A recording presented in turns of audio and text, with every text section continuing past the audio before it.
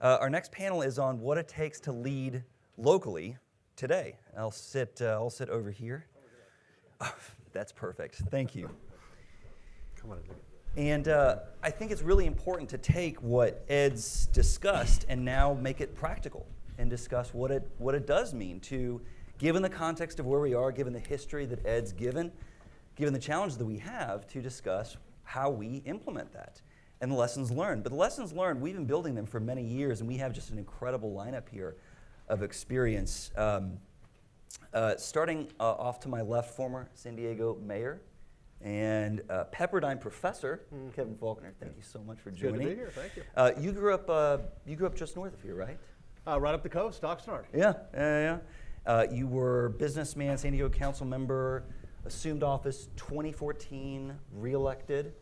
That's right. And really known for his creative solutions to pressing problems. And now, of course, a visiting professor of community leadership and government innovation. Is that it? Yep. Next to him, Stockton Mayor Kevin Lincoln. It's good to have you here. Elected in 2020, he's a former Marine and pastor. I have that right? Two kids? Two kids. Two kids? Two teenagers. 15 and 16. There is a difference.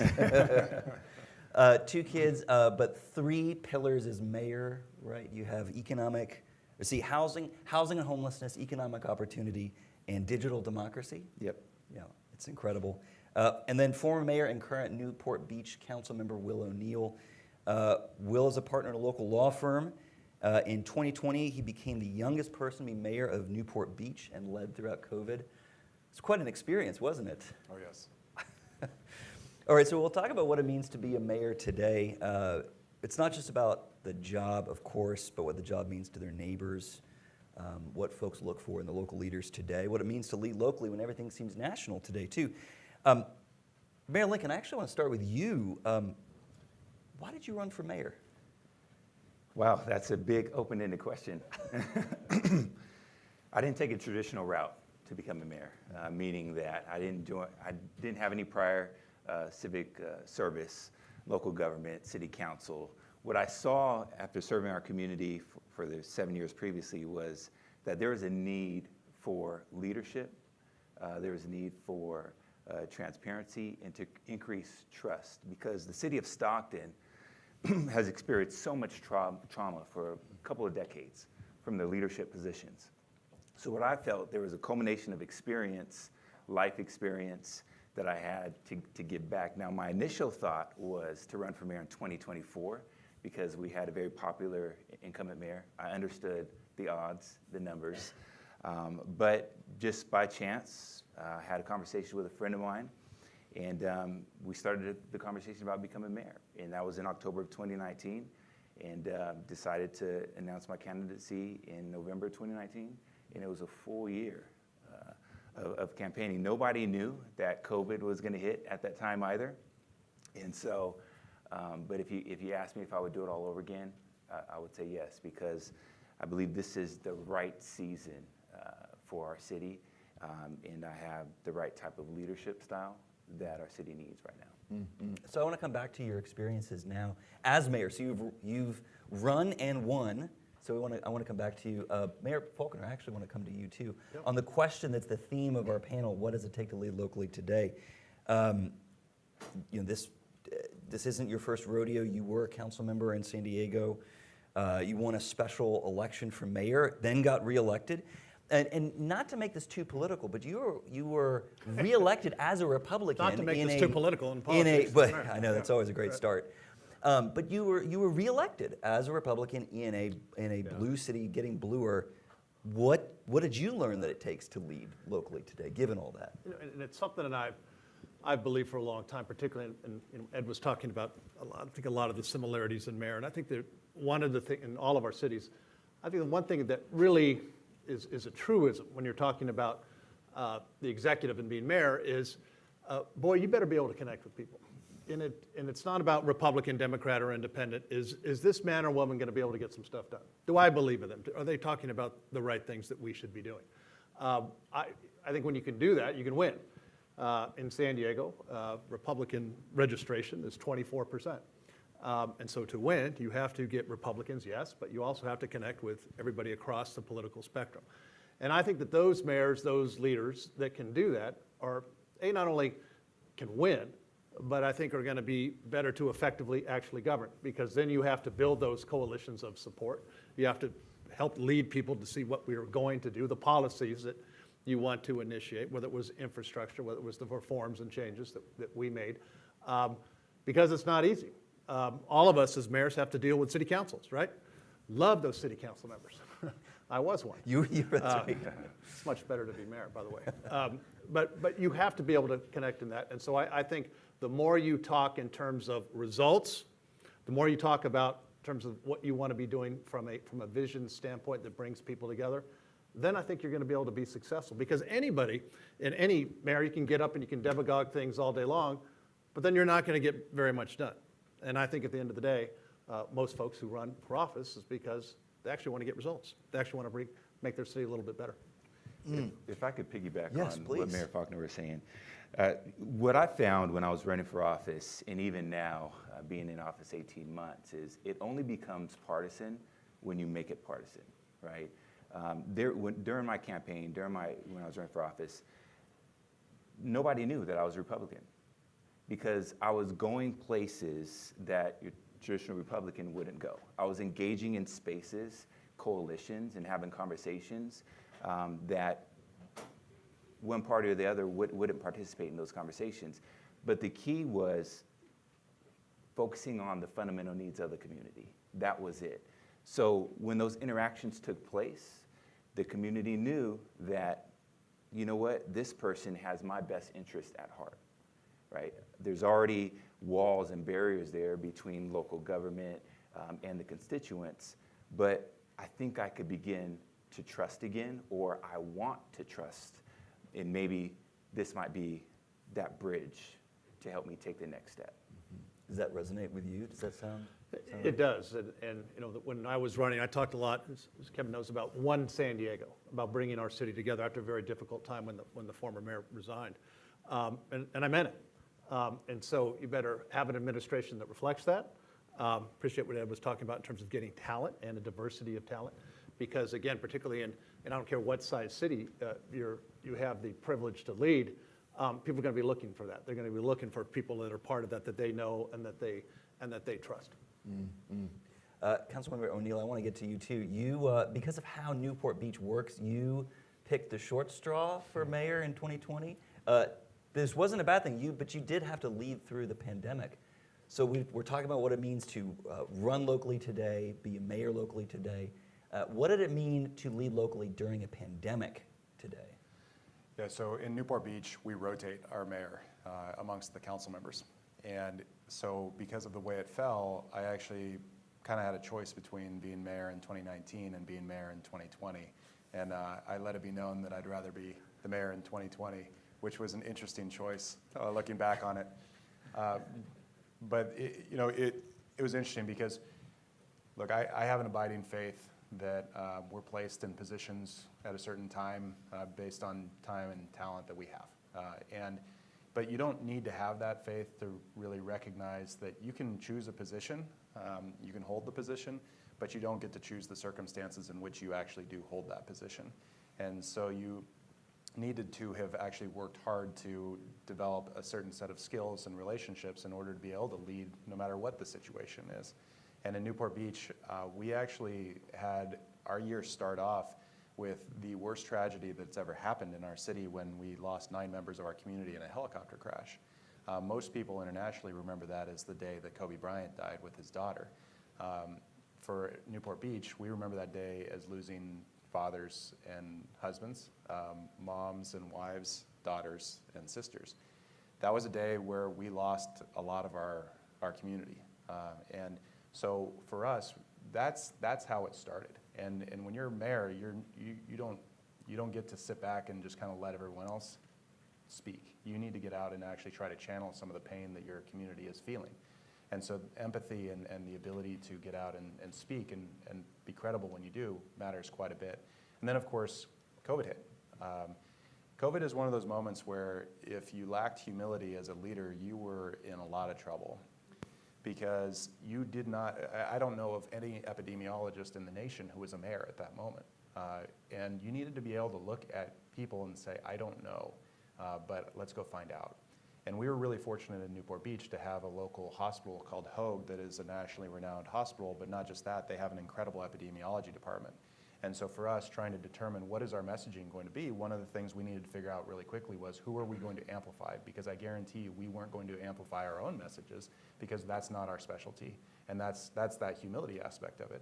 So we said, look, the CDC is going to get politicized because it's associated with Donald Trump. The California Department of Public Health is going to get politicized because it's associated with Gavin Newsom.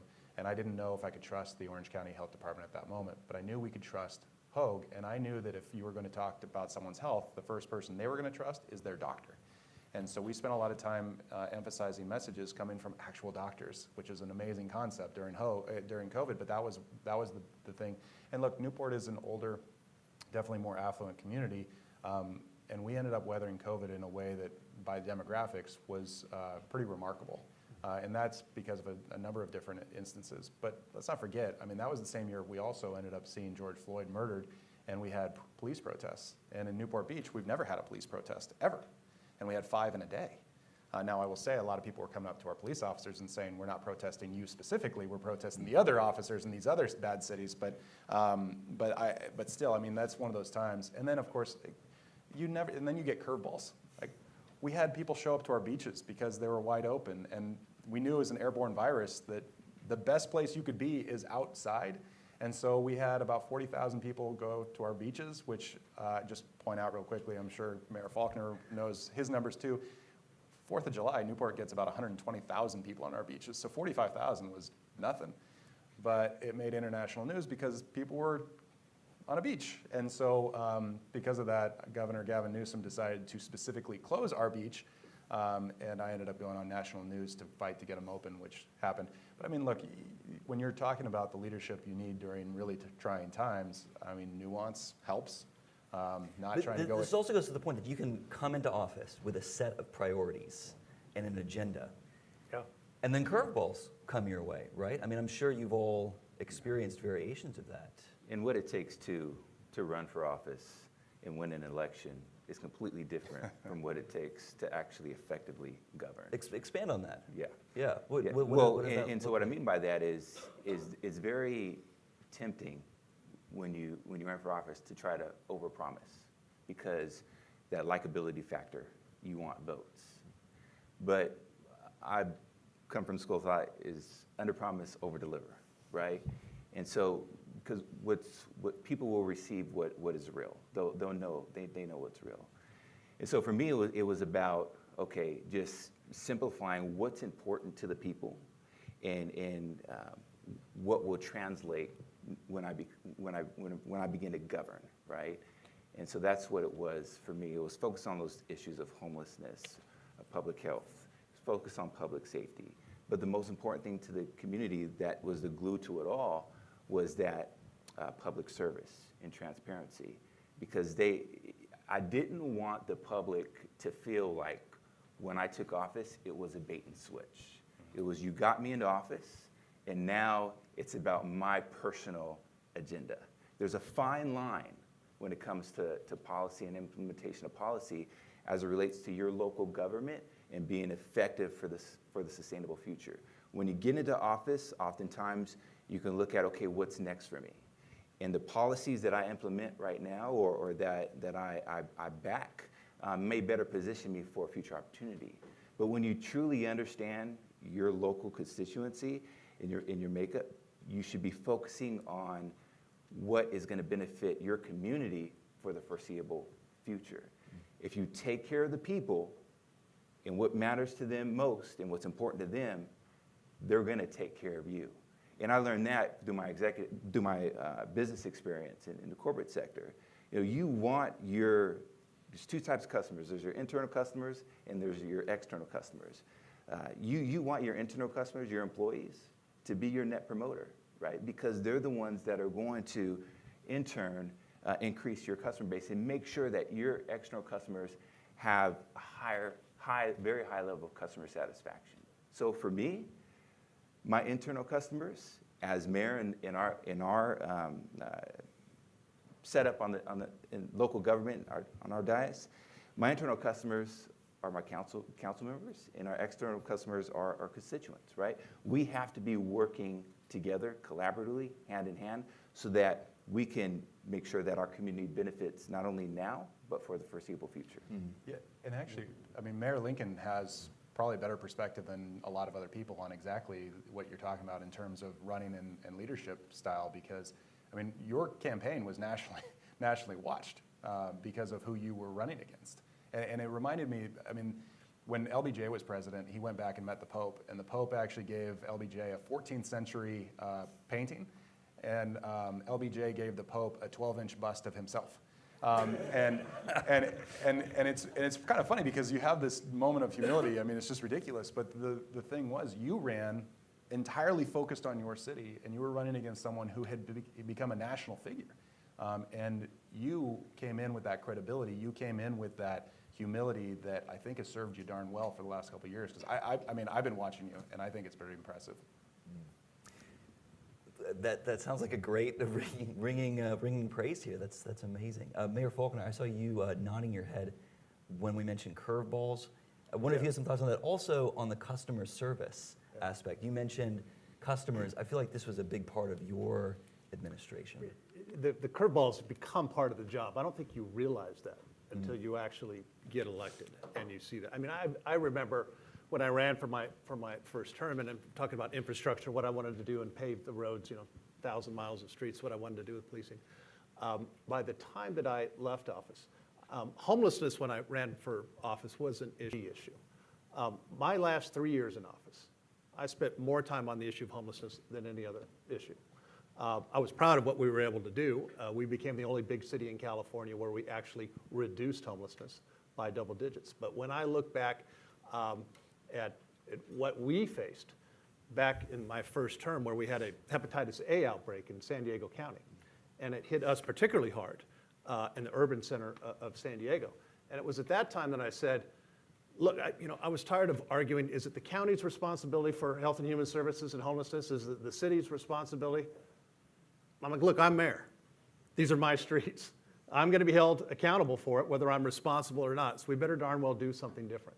And it was at that time that we took some pretty aggressive action, set up a series of bridge shelters. I picked the locations myself, by the way, because guess what? Everybody wants more homeless services. They just don't want it here. They just don't want it there. But I made a deal with the community, and I said, it's going to be cleaner and safer in this neighborhood with this shelter than before it was there. And if that's not the case, you know who to blame, because I'm the guy picking the locations. But I felt so strongly about that we created a whole new division of neighborhood policing and health and human services to make sure that we followed up with what you said we're going to talk about. And so from like I said, an issue that was there, but to one that particularly in California is at the very, very top because of what's going wrong in our state. I think it goes to show what mayors can do on the local level. The state of California absolutely should be taking a larger role, a leadership role in homelessness. It isn't doing it. It'll write a check, but it's not doing the types of interventions that I think all of us want to see. So as mayors, I think you have the ability to step in and say, we have to solve this problem at the local level. You cannot wait for somebody else to come in and solve it for you, because that's not going to happen.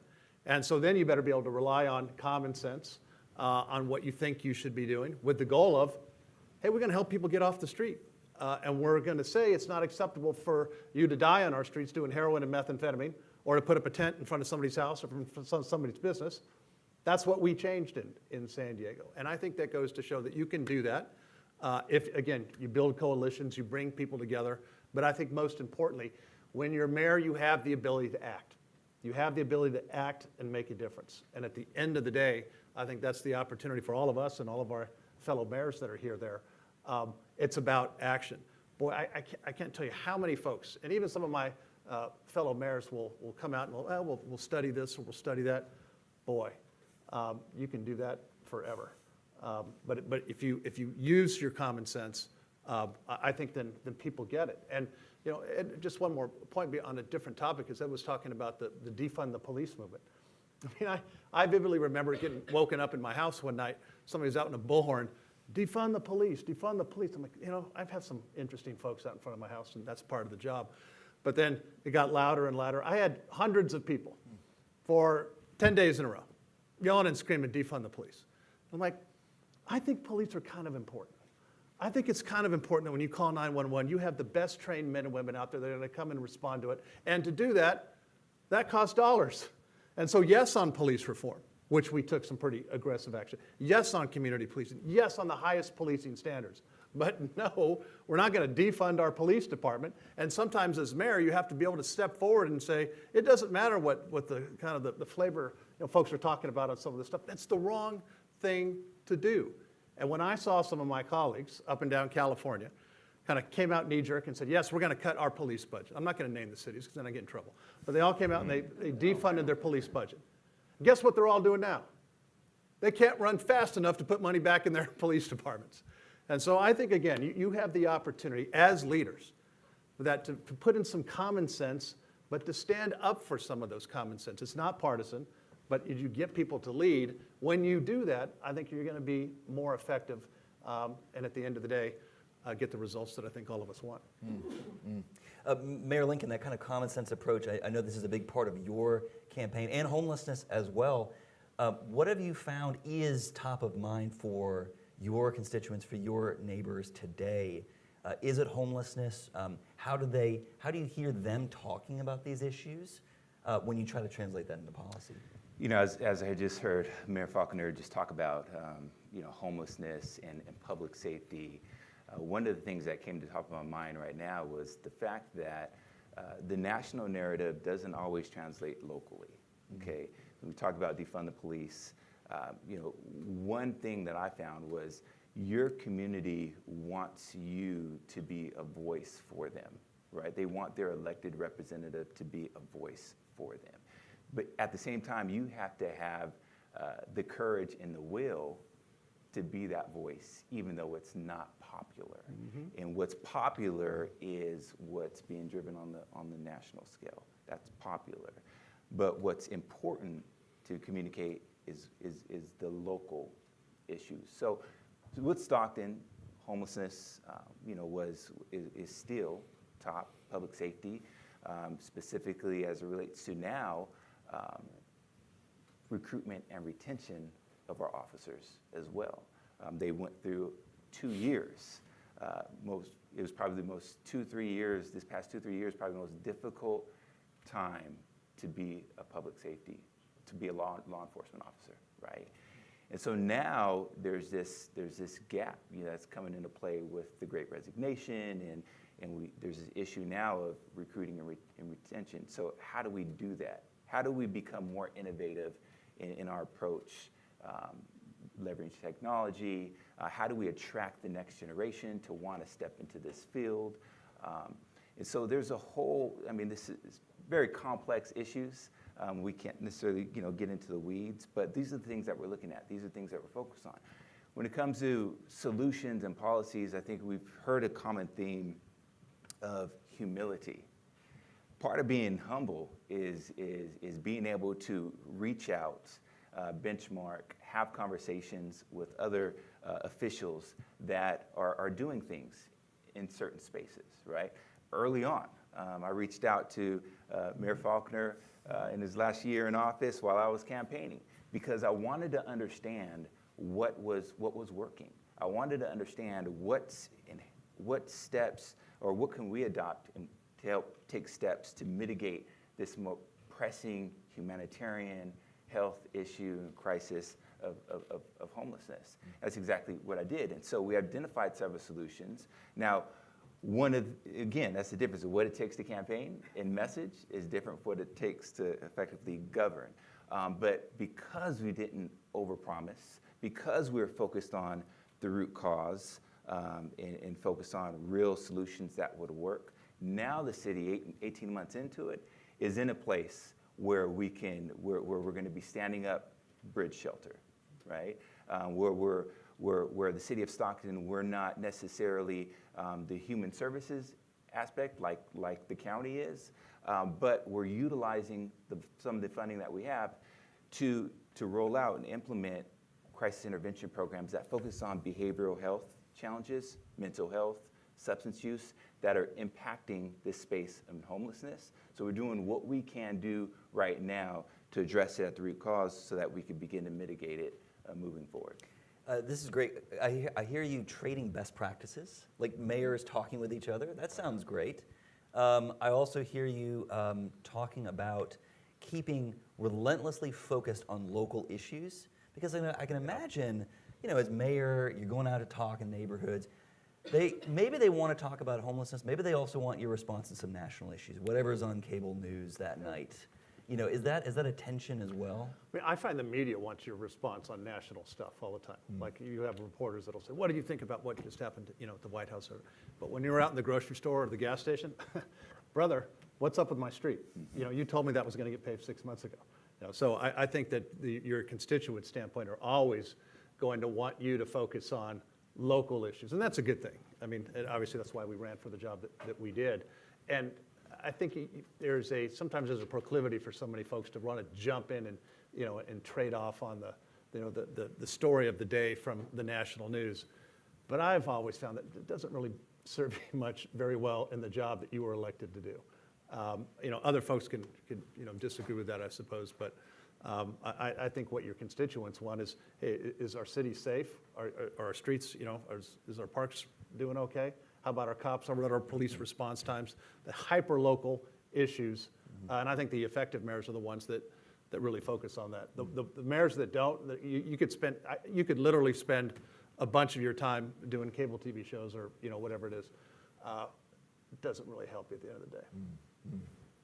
I see you nodding over there. What was your experience like? Now, you had to be on cable TV at some moments when the entire nation's focused on what's happening on your beaches. But at the end of the day, the public health crisis is for some families, a very personal kind of crisis. They're looking to you for leadership. But I also imagine you still had to focus on the day-to-day of governing and keeping focused on your priorities. What was that like? Oh, yeah, there's no question. So Ed, you quoted Menino. I actually, in preparing for this, I went back to a quote that I actually hold up from him from time to time, which is, "Tell me Monday about a pothole on your street and it'll be filled by Friday, or I'd know why not. A politician can expect no higher praise than he kept his promises. In the grand scheme of things, perhaps filling a pothole doesn't matter, but to the citizen who nearly lost a tire in that pothole, it says, you matter." That's what happens when you are staying focused on what is affecting your community. It just does. And look, when you are the mayor of Newport Beach, when you're the mayor of Stockton, when you're the mayor of San Diego, yeah, you can go on cable, you can go on a whole bunch of things if you want to. But the truth is that people pay a lot of attention to what you're doing in the city and not quite as much what you're doing outside the city. And if you spend too much time outside that city, they notice because they forget, it appears like you're forgetting what you're doing. And look, in Newport Beach, same thing, public safety, homelessness. And I think that what we see when we see cities failing, they typically are forgetting their first principles in particular. For me, my sense is for cities, the first principles tends to be public safety, public infrastructure, and clean water, clean sewers. When you aren't doing any of those things properly because you're diverting your attention to secondary and tertiary ideas, and look, I left really important stuff off there. I left parks off there. Parks are great. I left libraries off. They're amazing. But if you're funding a lot of other things to the detriment of those first things, and also to the points that I heard earlier, especially on public safety, if you're not recruiting the best officers you can find, if you're not retaining the best officers you can find, and if you're not training the best officers you can find, you'll find that the morale of your police department goes down, and at the same time, the quality of your police department goes down. And if you enter into that cycle of degradation, you are going to have major problems, and we've seen that over and over and over again. And you see it in large part because of the leadership at the city council levels. Because if the majority of your council bought into the idea of defunding the police, and since Kevin didn't name the cities, I will. No, I'm just kidding. But if They're large and they're right close to us. No, look, I mean, Los Angeles bought into it, Oakland bought into it, San Francisco bought into it. If your council bought into that, you are seeing a cycle right now of really difficult police officers leaving in large groups, retiring in large groups, and the recruitment is really hard. And that's the cycle that you enter into when you forget your first principles. But let me just, and just to jump in on that, because I stole this line because I happen to believe it's from our former police chief, who I appointed my very first day in office, the first female police chief in the history of San Diego, Shirley Zimmerman, and she said, best practices today are not going to be best practices 5 years from now. And so how do you know which practices that you need to adopt and to change, right? That's what governance comes all about, and the give and take. And I remember my very first year, because we had some problems with some very few officers, which is one of the reasons I brought in new police leadership. One of the things that we said, we invited folks to come and do an audit of us. We were the first big city to adopt body-worn cameras for all of our officers. Now they're ubiquitous, right? Everybody does. But at the very beginning, that was quite a, can you imagine the pushback that you had from some of your officers? I don't want Big Brother looking out after me while I'm doing my job every single day. And now I will tell you, body-worn cameras are a tremendous tool for both the officers and the community because it helps tell the truth and what's going on out there. Those are now best practices. Every police department now wears body-worn cameras. Wasn't the case, not too many years ago. So I think part of our job is to always, and why I think these conferences are so important when you talk and you share information and data. Yes, what is happening in Stockton? What are you doing? What's going on in Newport Beach? What are your best practices? Because it constantly changes. And I think the good leaders can help decide what you need to change, what you need to adopt, but you're never certain that it's the right path, right? I wasn't certain at the beginning that body-worn cameras were going to actually really work, but they did. But part of what leadership is taking risks and to say, okay, I think this is the right thing to do.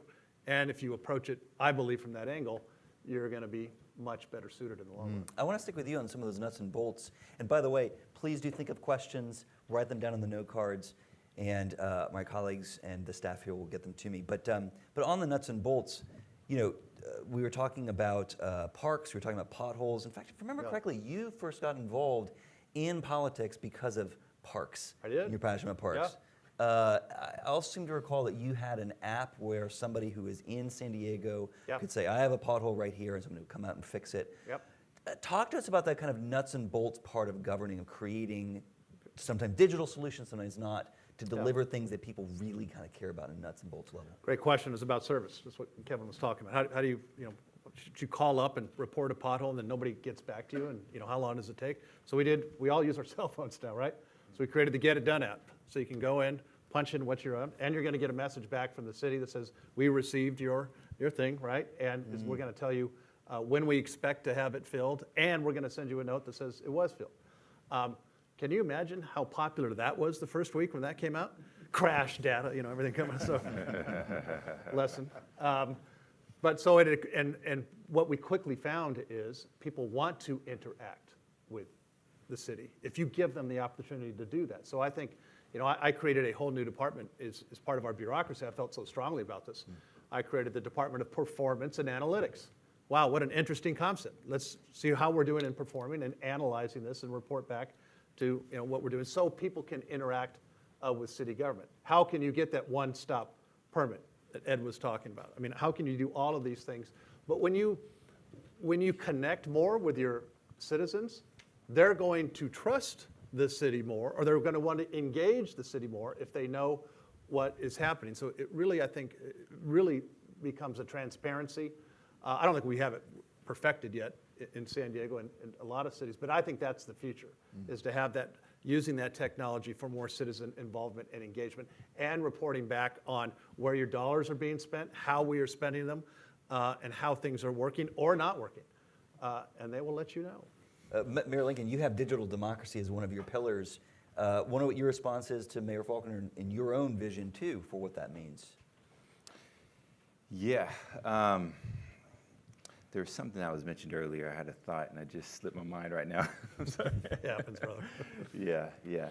But, I was looking at digital democracy in the city of Stockton. Specifically, we understand early on that 36% of Stocktonians did not have access to internet, and 8% didn't have didn't have a device, a computer or a tablet. And so what we've been able to do just more recently is we've been able to roll out a digital equity program that are going to help bridge that divide a little bit. Because we know when we get people connected, when we get them access, it creates opportunity. Because the thought that I had was this is about empowering people, not enabling them. All right, that's the lens that they want to look at things through.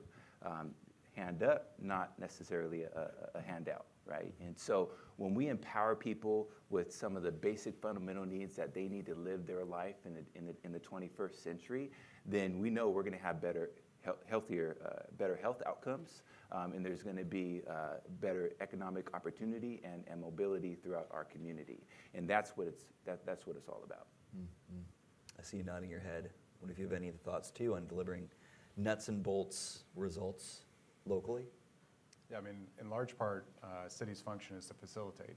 And so what we need to do is we need to be able to provide that core infrastructure and the ability for people to have access as much as possible to the services that they would expect without thinking about us very often. I mean, it goes back to kind of an old George Will quote, where George Will, who loved baseball, by the way, and his baseball writings actually, I think, are some of my favorite writings out there.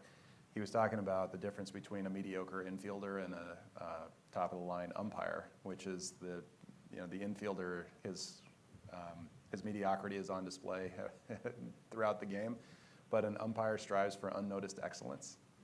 Oftentimes, that's what mayors and city council members are actually trying to do. We have to be out in front because that's just sort of the nature of the beast. But the truth is, if we can do things and we can do our jobs responsibly and well, it's very rare that people actually think of us. And that's what we try to go for, which is the unnoticed excellence. Mm-hmm. There's so much good conversation here, but also so many good questions. It's amazing when you get a lot of really smart people in a room. There's some great questions. So I'm just going to go to questions early, if that sounds good. All right. So speaking of Zoom, should government agencies continue to allow public comment through Zoom? Should we participate in person? I'm actually going to add an addendum to that, too. There have been articles, I think the Atlantic just had one, Jerusalem Damsis, on the role of citizen voice in governance and saying some of that's good. That's been part of reforms for the past couple of generations. More people can participate in public hearings, but also that has stymied housing development. It maybe was too much. So what do you think about Zoom, and then what do you think about the role of citizen voice in governing? Is there a balance that we need to affect? Mayor Faulconer, maybe you have I think some you ideas. just hit the right word, balance. What is that right balance? I don't know. I guess it's in the eye of the beholder. But I do think Zoom allows for folks to participate that maybe normally couldn't. However, I do think there is no substitute for personal interaction. And I'm glad Ed was talking about that earlier. There's no substitute for personal interaction for the constituents with their elected officials. I saw a lot of cities kind of hiding behind that for the last several months. We're not going to allow any public participation. There's no substitute to having a crowd of folks telling you what's going on, real time, all of that. And so I think, yes, you can do some of the things remote, and I think it covered it very, very well. But at the end of the day, I think people expect and deserve face-to-face opportunities to hear their voices, to have that give and take, and some of that is awfully difficult, if not impossible, to do over Zoom. Mm-hmm. Any other thoughts? Because I also have another governance-related question, too. So as mayor, how do you determine the quote-unquote right action as opposed to a knee-jerk reaction? And how do you pivot when it becomes clear that you may have taken the wrong action? I think if you've taken the wrong action, you've got to say that. Listen, I missed the mark. I made the wrong call. This was the wrong action, but here's what we're going to do moving forward. This is how we're going to course correct. Somebody said people would rather follow a leader who is always real than one that's always right. And that's what it's about. Is when you've made the wrong call, just being able to humble yourself and communicate to that, express that to the public. You can't be afraid of being wrong, because the people who were afraid of being wrong were the folks who were so indecisive, especially over the last couple of years. But the problem is indecision is a decision unto itself, and you have to recognize that. You're always making a decision without knowing the full weight of the impact. You're always making decisions that you don't understand how you're going to affect individuals. I mean, this sort of gets back actually to the principle of subsidiarity, which is you're trying really hard to make sure that decisions are being made at the lowest common level possible. Oftentimes that just means letting individuals make the decisions for themselves.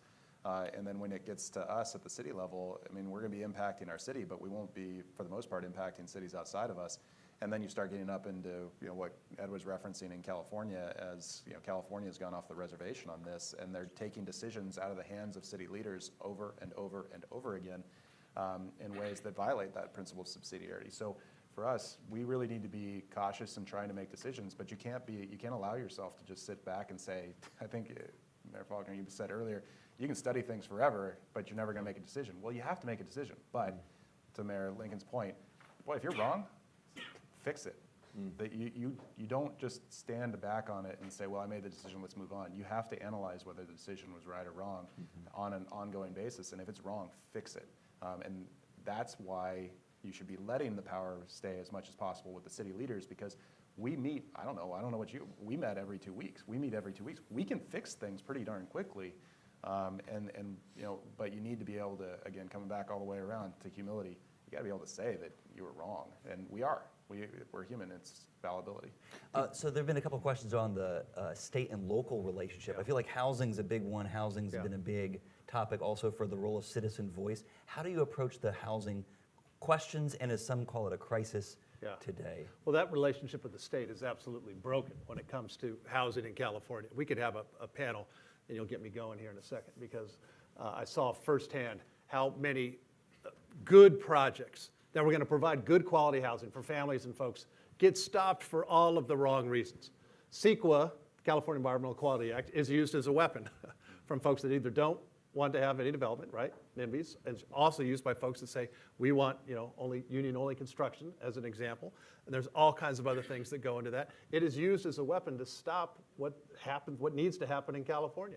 And so the very state legislatures that will now come to cities and say, we have a number that you have to build to, right? Your RENA numbers. You have to get X amount of new housing, or you're going to get penalized from the state.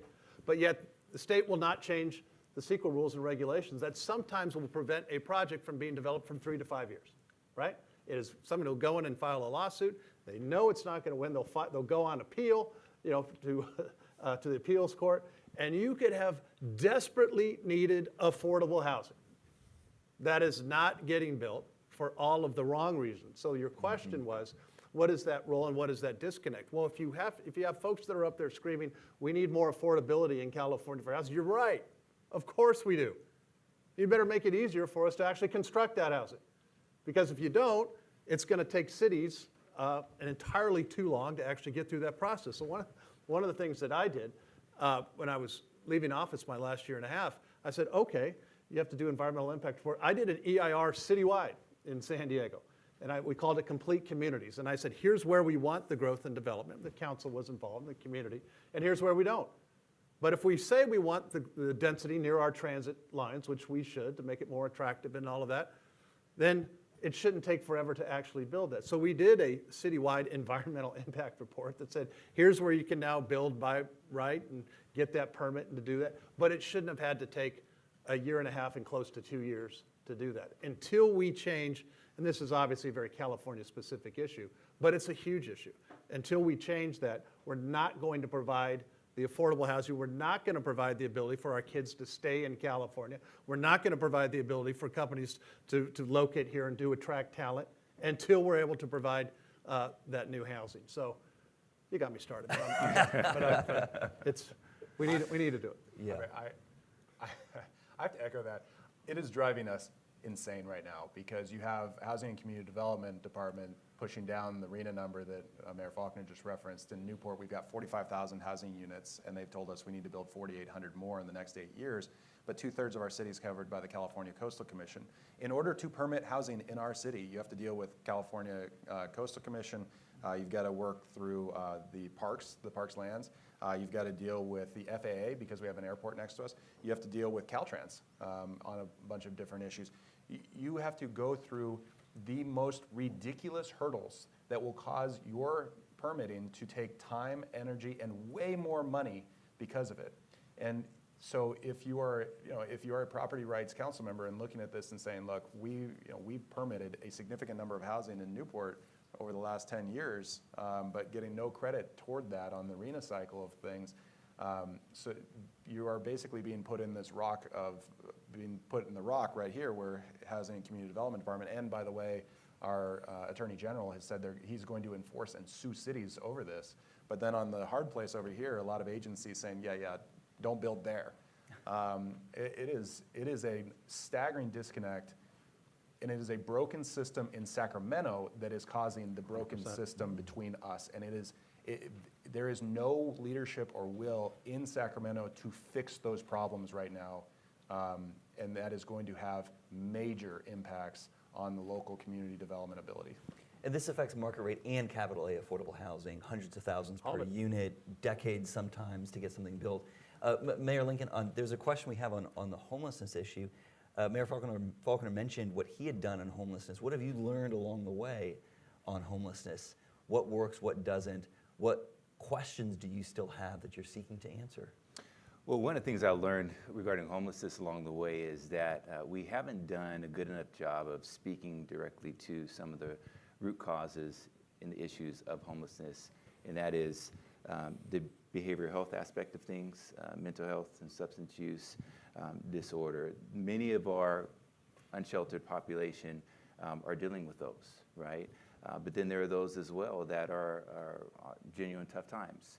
We're not having a big enough conversation about the youth and foster kids that have aged, out of the foster care system that are going into homelessness, right? And so those are some things that I've learned, some things that we're focusing on locally as a community in addressing the root cause. Mm-hmm. Do you find that there's, do you feel we oversimplify the homelessness discussion? It seems like there's a spectrum of reasons why somebody could be homeless. Plus there's also chronic homeless versus somebody who's cycling in and out. It seems like if you're spending a lot of time in your community, you're seeing that variety. Is that right? Very complex. Yeah. Very complex. Listen, we're never going to completely eradicate homelessness, right? It's not going to happen.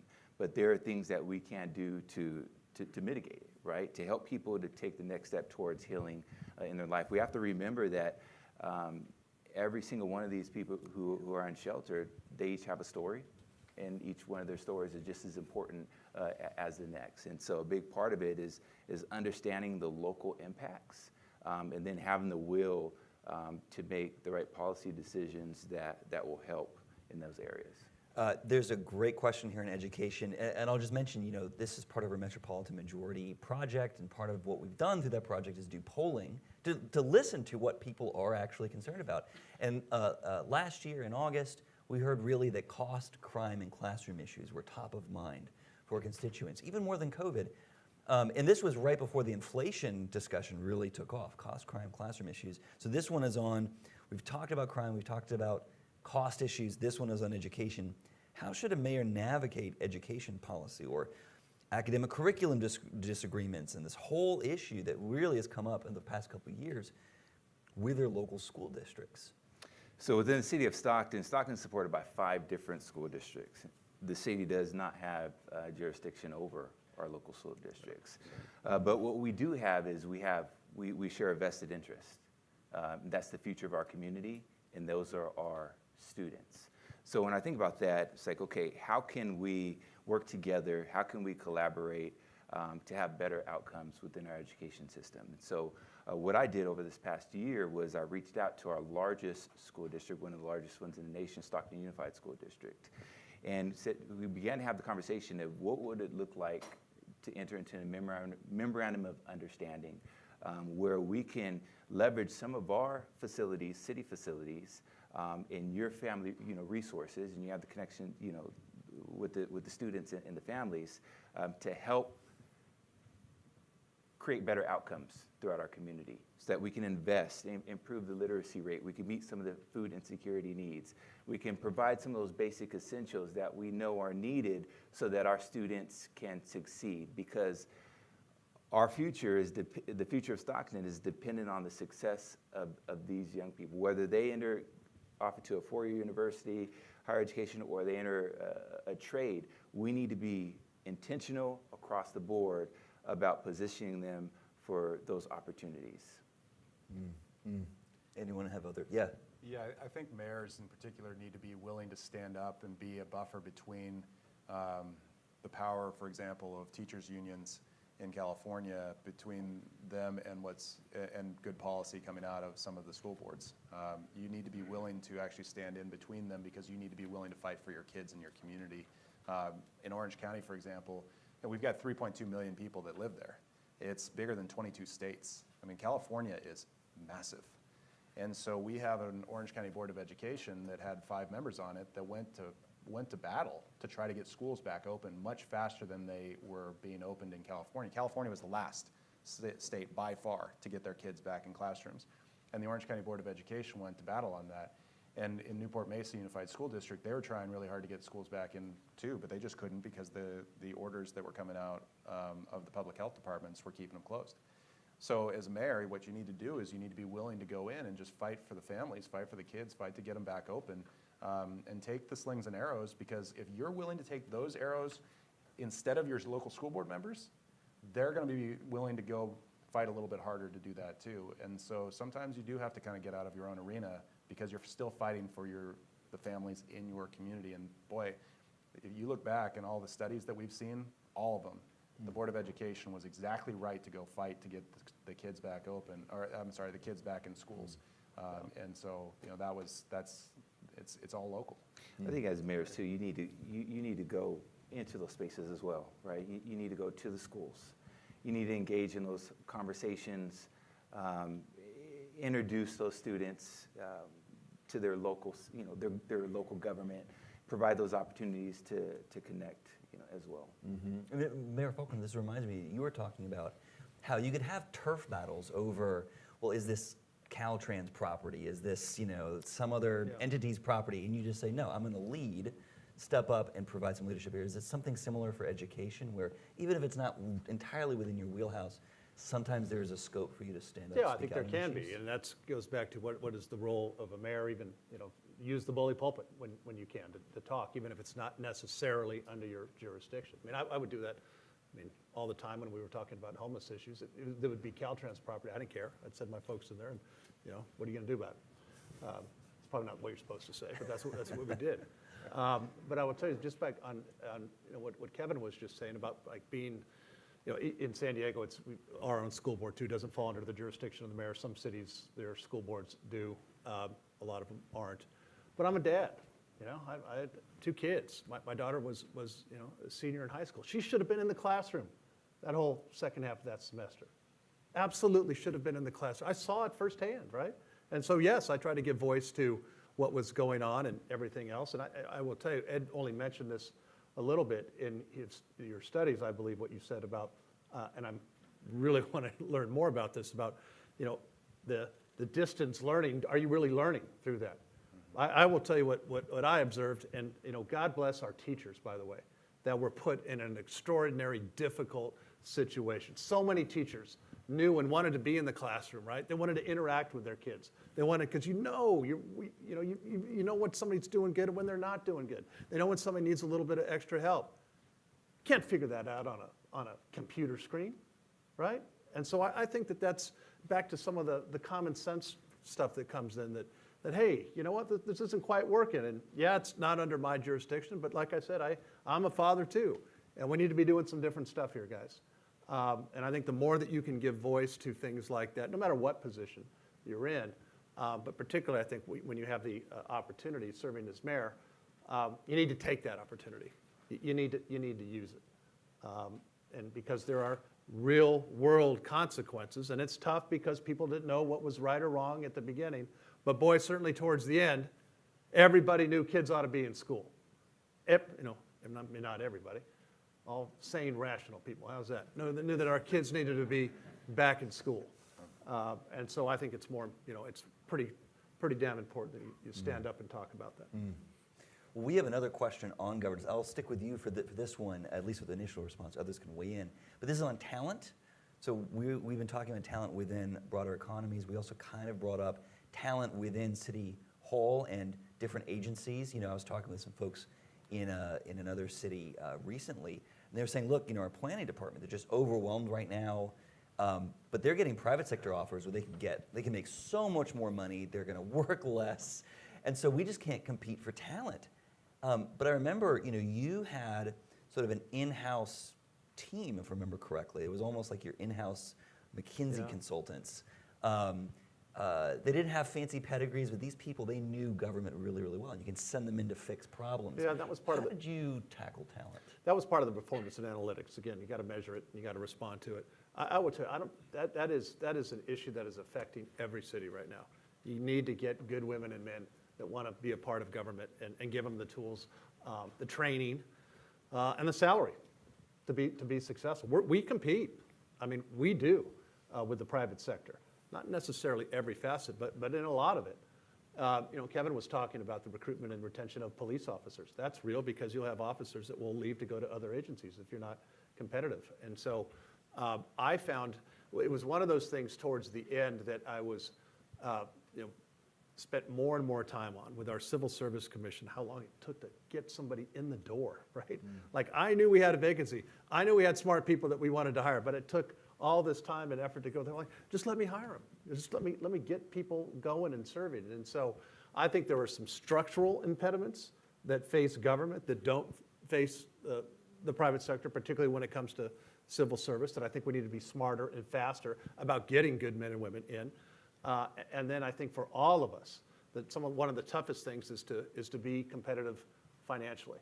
I don't know that I have a magic answer to that, but boy, it is tough, and you have to pay attention to that because good people, there's a lot of people in city government that love doing their job because they love knowing that they're making a difference in their town, right? They do it. You know, they do it, but they're not going to do it for free. and so, you know, it's that balance of motivation and others that, you know, we're going to constantly struggle with. And I think it's probably more pronounced now as we're on the other side of what we've been going through. Any other response on the talent question? Yeah, I mean, one of the things you also have to analyze is what your budget can handle, right? I mean, a lot of cities are still underwater big time on their unfunded pension liabilities, and so you need to make sure that you're not adding to that deficit at the same time you're chasing current talent, because then eventually you're going to be forcing a future council into making bad decisions. But one of the things that I've found in Newport, at least, is we get our community engaged to make sure that we're retaining good people. So, for example, in 2020, around the time we were having the protests, we had a guy who went to his neighbor, who is the president of our school board, and said, hey, I want to run a half-page ad with a very simple message that just says, to our Newport Beach Police Department, we love and support you. And she came to me and said, hey, he wants to know, can you get some names to sign on to this? And I said, you're going to have to tell me when to stop. And eventually they told me to stop, and they ran the ad. You know what complaint we got from people in our community? That their names weren't on there. And he eventually ran a full-page ad with more names on it. And you don't think that that was in our police briefing room for years? Everyone saw that. There were other agencies reaching out to our officers saying, this is fake, isn't it? And they said, no, it was real.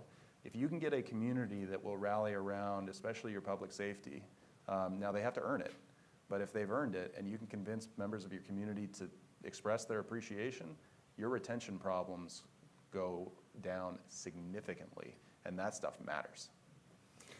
Yes. What they said. I love that. No, culture is very important. And what I mean by that is when I think about the city of Stockton, people wanting to come and work for the city, whether it's city attorney's office, public works, law enforcement, what are they viewing as the culture of the city? What's their first impression of the city? Is this a place that they want to come and be, is this a team that they want to be a part of? Is this a place where they feel like they're going to be a part of something that's bigger than they are? So to me, culture is very, very, very important. Well said. Well said. Well said. So quickly, just going down the line here, starting with you, Will, when you talk to other mayors or other council members and they ask you for advice, what is top of mind for you? And I'll ask each of you this question as well. What do you tell them on what it takes to be in that kind of a role? Well, it's priorities. It's first principles. It's understanding basic philosophy. So I actually do encourage people to actually read the Declaration of Independence and the Constitution, for example. I think that those documents resonate because natural law and first principles come from there. But trying to understand what your role is to make sure that you have that nuance of saying city government is a totally different leadership style than federal government or state government. And so making sure that you understand those things. But right now, you have to be incredibly accessible, over the top accessible. And you have got to understand social media. Because if you can't amplify your message about what is going on inside your city and why you're making the decisions you are, credibility goes out the door. So that is something that, look, being the youngest mayor in our city's history probably helped the cause in terms of being able to talk to people through social media. I understood it better than most of our council. But now it's an unforgivable sin for a city council member or a mayor not to try to articulate positions in a nuanced and thoughtful way through social media and try to explain to people why things are happening in their city. Mayor Lincoln. If you're looking to run for office, no matter what level it is, it's not about you. Connect with people where they are. Those are two very, very important things to do. Meet people where they are, whether it's social media, it's out in public. You have to be willing to sacrifice as well. You have to have the courage and the will to make the right decision, not necessarily the popular decision, and you got to be willing to live with the outcome of that. I would, if I was talking to my fellow colleagues or future colleagues, make a decision, communicate the principles and reasons behind that decision, and act. Act. One of the things I think that people are so desperate for is forward momentum, movement, and not the constant back and forth. I think all of us have talked about, you're never quite sure that your decisions are going to be right, but if you communicate what you're trying to do for your city and you actually act, and I think those mayors are going to be in a much better place. The flip side, and I said this earlier, if you do a committee on this, if you study that, you're not going to get stuff done. Life is short. Act. And with that, thank you. Please give our panel a round of applause. Thank you, guys.